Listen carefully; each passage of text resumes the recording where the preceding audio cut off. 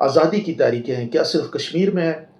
تو اس کو آپ نے سمجھنا ہے کہ ہندوستان کے اندر اور بہت ساری تحریکیں چل رہی ہیں، جس میں سب سے پہلی تحریک جو ہے وہ ریڈ کوریڈور کے نام سے نکسل وادی تحریک ہے، جو پوری ریاستیں ہیں، اور یہ جو ریاستیں ہیں اس میں چھتیس گڑھ ہے، اس میں جھارکھنڈ ہے، اڑیسہ ہے، مہاراشٹر ہے اور آندھرا پردیش ہے۔ یہ یہاں پہ بھی ایک الگ ہی پسند تحریکیں چل رہی ہیں، اور وہاں آج تک لوگ یہ اپنے آپ کو پورے ہندوستان سے اپنے آپ کو الگ سمجھتے ہیں، اور وہ ابھی تک ایک مسلح جدوجہد بھی کر رہے ہیں، پولیٹیکل جدوجہد بھی کر رہے ہیں، اور اپنی عوام کے دماغوں میں بھی ذہنوں میں بھی ڈال رہے ہیں کہ ہندوستان جو ہے وہ ہمارے حق کے اوپر بیٹھا ہوا ہے اور وہ ہندوستان کے ساتھ نہیں رہنا چاہتے ہیں۔ یہ نکسل وادی تحریک ہے۔ اس کے بعد اگر ہم بات کریں تو آسام کی علیحدگی پسند تحریکیں، جو بنگلہ دیش کے مائیگرنٹ آسام میں آئے، وہ اپنی ایگزسٹنس کے خلاف انہوں نے جو ایک تحریک شروع کی ہوئی ہے کہ ہماری لینڈ میں جو ہے باہر سے لوگ جو ہے وہ آ کے بس رہے ہیں۔ اس کے خلاف آسام کے اندر مسلح جدوجہد بھی جاری ہے، اور ابھی بھی ہندوستانی وہاں پہ بہت سارے امن معاہدے کرتے ہیں، ہندوستان کی گورنمنٹ کرتی ہے، لیکن وہ تحریک ابھی تک اپنی جگہ پہ چل رہی ہے۔ اسی طرح ناگالینڈ کی علیحدگی پسند تحریک ہے۔ ناگالینڈ کی جو علیحدگی پسند تحریک ہے، national socialist council of Nagaland اس کو لیڈ کرتی ہے، اور یہ تحریک بھی بڑی اسٹرانگ تحریک ہے، وہ ابھی تک چل رہی ہے۔ ہندوستان کی فورسز وہاں پہ بھی انگیج ہیں، اور ان لوگوں نے ہندوستان سے علیحدہ ہونے کا فیصلہ کیا ہوا ہے۔ پھر خالصتان کی تحریک، جو آپ کو سب کو پتہ ہے کہ یہ تحریک سکھوں کی تحریک ہے، سکھوں کی اکثریت صوبہ پنجاب جو ہے یہاں پہ، اس میں آپ نے دیکھا ہوگا کہ 2001 میں جب کلنٹن صاحب آئے تو اس وقت سکھوں کو مارا گیا، پھر آپ نے دیکھا ہوگا کہ ایک سکھ کو جا کے کینیڈا میں مارا گیا۔ تو سکھوں کی علیحدگی پسند تحریک جو ہے وہ بڑی عروج پہ ہے۔ خالصتان وہ ایک الگ ملک چاہتے ہیں، اور اس میں آپ نے یہ بھی دیکھا ہوگا 1980 اور 90 کی دہائی میں یہ اوج کے نام سے ایک تحریک تھی جو بہت ہی زیادہ فیمس ہوئی۔ تو یہ جو ہندوستان کی جو تحریکیں ہیں، جو کشمیر سے ہٹ کے تحریکیں، اور کشمیر کی تحریک کا تو آپ کو پتہ ہی ہے کہ کشمیر کی کیا حیثیت تھی۔ کشمیر کبھی بھی ہندوستان کا حصہ نہیں تھا۔ 1947 میں جو لڑائی ہوئی، وہ لڑائی بھی کشمیریوں کی اکثریت جو تھی، 80% مسلمان جو تھے، وہ کشمیر سے پاکستان کی طرف اپنا یہ چاہ رہے تھے کہ ہم نے پاکستان کا حصہ بننا ہے۔ یہ 1947 میں جو مسلم کانفرنس ہے، اس مسلم کانفرنس کی حقیقت کو آپ کو سمجھنا پڑے گا۔ 1932 میں یہ مسلم کانفرنس بنائی گئی چودھری غلام عباس اور شیخ عبداللہ نے۔ پھر 1938 میں 39 میں شاید شیخ عبداللہ نے نیشنل کانفرنس بنا دی اور اس کو سیکولر کر دیا۔ مسلم کانفرنس بیسیکلی مسلمانوں سے ریپریزنٹیشن ہو کے یہ لفظ تھا، تو شیخ عبداللہ نے اس سے ہٹ کے ایک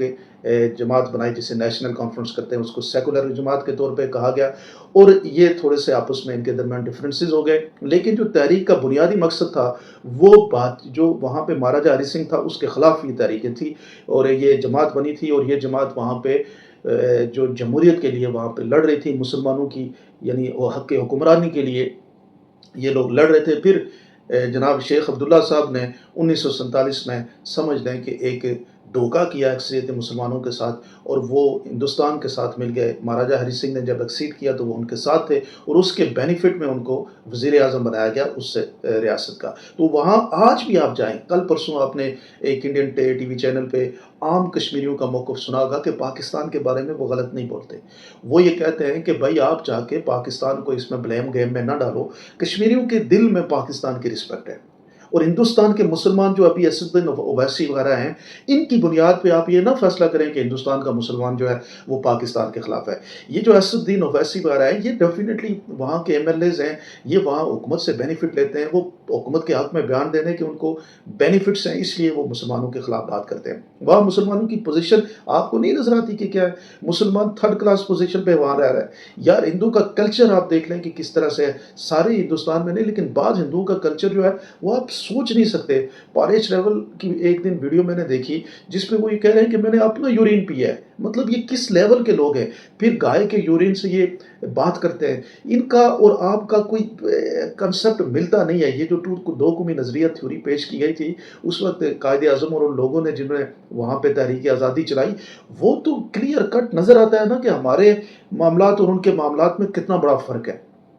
اور یہ جو مسلمان آج ہندوستان کے اندر ہے وہ خود بتا سکتا ہے کتنا سپریس ہے، اس کو کتنی مشکل ہے، وہ کبھی آزادی سے بات نہیں کر سکتا، وہ کھل کے اپنا موقف نہیں پیش کر سکتا، وہ کسی جگہ پہ بھی آزاد نہیں ہے وہاں پہ ہندوستان کے اندر۔ تو ہندوستان کی جو انٹرنل پوزیشن یہ ہے، آپ یہ دیکھیں کہ نکسل وادی جو تحریک ہے، اس کے بعد جو یہ جو خالستان کی تحریک ہے، آسام کی تحریک ہے، اور پھر جو ناگالینڈ کی تحریک ہے، یہ تو ہندوستان کے اندر سے ہندوستان کے لیے پرابلمٹک ہے، اور ہندوستان کی فورسز ان ساری جگہوں پہ انگیج ہیں، اور پھر جب وہ مقابلہ کرنے پہ آتے ہیں تو وہ صرف اپنی ساری فورس کا مقابلہ پاکستان کے ساتھ، انہوں نے اتنے ڈر ہے کہ 5 سے 6 لاکھ فورسز تو انہوں نے صرف کشمیر میں بٹھائے ہوئے ہیں، یعنی اور ہماری ٹوٹل فورس جو ہے وہ 5-6 لاکھ ہے۔ تو یہ اتنے کمزور ہیں کہ ان کو یہ آئیڈیا نہیں ہے کہ اگر یہ لٹ سے پاکستان اور ہندوستان آپس میں انگیج کرتے ہیں، اور آج جس طرح سے DGISPR نے کہا کہ جنگ کا آغاز آپ کریں گے اور اختتام ہم کریں گے، جنگ شروع آپ کریں گے اور اختتام اس کا ہم کریں گے۔ پاکستانی جو فوجی ہے، جو سپاہی ہے، وہ ایمان کی حد تک لڑتا ہے۔ دیکھیں، جو ابھی تک پاکستان کے لوگ انگیج ہیں نا، پاکستان کی فوج، وہ جس طرح سے تحریک طالبان اور یہاں پہ اپنے ہی دہشت گرد، یہ کلمہ گو لوگ ہیں۔ یہ جو فوج کی ٹریننگ ہے وہ بیسکلی ہندوستان کے خلاف تیار کی گئی ہے، اور ہندوستان کے خلاف اس فوج نے لڑنا ہے۔ اور پھر قرآن کے حکم ہے کہ آپ اپنے ملک کی خاطر اپنے جب جان قربان کرتے تو آپ شہید ہوتے ہیں۔ یہ ساری چیزیں، یہ جو شہادت اور ایمانیت کا جذبہ ہے، یہ ہندوستان کا مسلمان بتا سکتا ہے نا، کہ کیا اس کو مسلمان وہاں پہ مارے تو وہ شہید ہوگا، یا کسی کافر نے اس کو مارا ہو تو وہ شہید ہوگا۔ تو یہ ایک الگ ہی جذبہ ہوگا، اور یہ بالکل تباہی ہو جائے گی، ہندوستان نظر نہیں آئے گا۔ وہ کسی نے کیا خوب کہا تھا کہ دنیا میں مسلمان تو بچیں گے، لیکن اگر پاکستان اور ہندوستان کی جنگ ہوئی تو ہندو نہیں بچے گا پھر دنیا میں۔ یہ اتنی خوفناک جنگ ہوگی، اور اس جنگ کو شروع کرنے کی کوشش کون کر رہا ہے؟ ہندوستان کا میڈیا کر رہا ہے، ہندوستان کے لوگ کر رہے ہیں۔ اور دوسری طرف آپ دیکھ لیں کہ پاکستان کے اندر ہمارے ڈفرینسز ہیں، ہمارے پولیٹیکل ڈفرینسز ہیں، ہمارے اسٹیبلشمنٹ کے ساتھ پاکستان تحریک انصاف اور اس کے چاہنے والوں کے ڈفرینسز ہیں، لیکن اس وقت عمران خان صاحب کو دیکھیں کہ وہ آج بھی جیل سے ایک بڑے لیڈر کے طور پہ سامنے آیا، وہ آج بھی جیل سے ایک قومی لیڈر کے طور پہ سامنے آیا۔ اس نے یہ کہا کہ ہندوستان کے اگینسٹ اگر یہ کوئی تحریک چلتے اپنا لڑائی ہوتی ہے، اس میں ہم اپنے ذاتی ڈفرینسز کو سیٹ اسائڈ کریں گے، اور ہندوستان کی ساتھ جنگ میں ہم اپنے فوجی بھائیوں کے ساتھ مل کے پاکستان کی پوری بیک ہوگی۔ پاکستان کی جو پاکستان تحریک انصاف اور عمران خان کے چاہنے والے ہیں، وہ بھی اس جنگ میں پاکستان کے ساتھ کھڑے ہیں، پاکستان کی آرمی کے ساتھ کھڑے ہوں گے،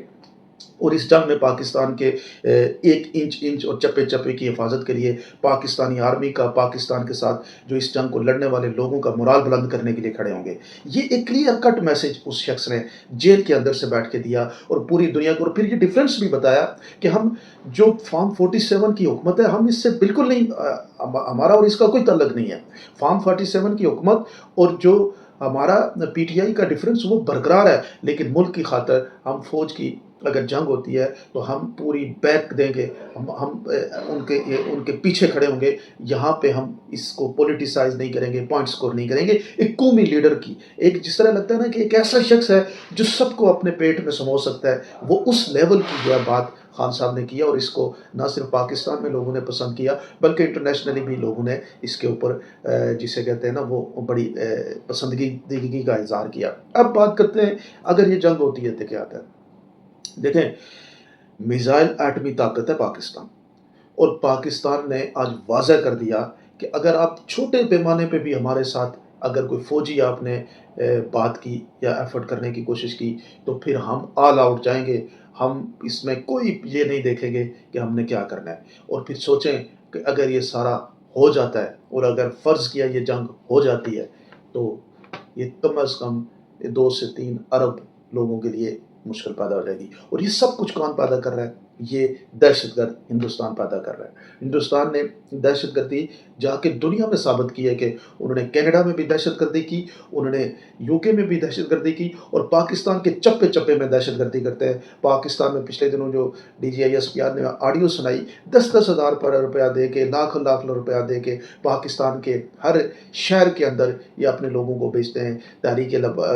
BLA کی آپ تحریک دیکھ لیں، اس کو فنڈ کرنے کی کوشش کرتے ہیں، تحریک طالبان کو فنڈ کرنے کی کوشش کرتے ہیں، مطلب ڈی اسٹیبلائزیشن کے لیے۔ پاکستان میں کوئی اس طرح کا جنگ کے بگل نہیں بجاتے ان کے خلاف، پھر پاکستانی پھر بھی ایک جسے کہتے ہیں نا صبر کا مظاہرہ کر رہے ہیں، لیکن یہ بار بار یہ کچھ کر رہا ہے۔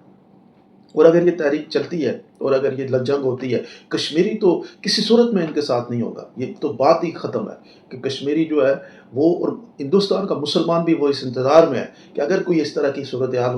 ہوگی تو آپ دیکھیے گا کہ ہندوستان کا مسلمان کس طرح سے ریپرزینٹ کرے گا۔ یہ تو برداشت نہیں کرتے نا، یہ تو ڈی گریڈ کرتے ہیں مسلمانوں کو، اور یہ تحریک، یہ جنگ پھر آخری جنگ ہوگی، پھر یہاں پہ کوئی ایگزسٹنس اور سیلیبریشن کے لیے کوئی نہیں بچے گا، سیلیبریشن یہاں پہ نہ چند اور نہ پرند اور نہ انسان بچے گا۔ آپ لوگ کیا سمجھتے ہیں؟ ضرور کمنٹ سیکشن میں بتائیے گا۔